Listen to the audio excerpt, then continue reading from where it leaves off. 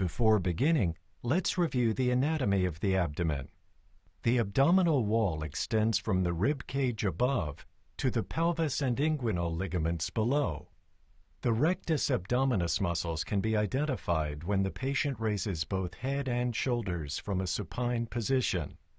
Palpation is easier lateral to these muscles. For descriptive purposes, the abdomen is divided by imaginary lines that cross at the umbilicus. These lines form the right upper, right lower, and left lower quadrants. The abdomen may also be divided into 9 areas.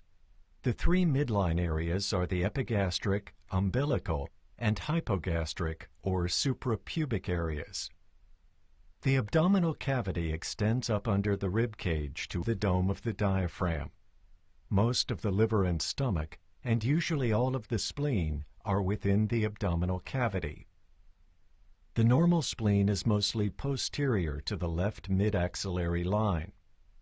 The abdominal aorta, usually palpable in the upper abdomen, bifurcates into the common iliac arteries below the umbilicus. As the external iliac arteries pass under the inguinal ligaments, they become the femoral arteries. The intestines fill much of the abdomen. The sigmoid colon and portions of the transverse and descending colons may be palpable as tubular structures. Except for a pregnant or gravid uterus or a distended bladder, normal pelvic organs are not detectable through the abdominal wall. The kidneys lie posteriorly, partly protected by the posterior ribs. The right kidney is slightly lower than the left. To assess for kidney tenderness, locate the costovertebral angles.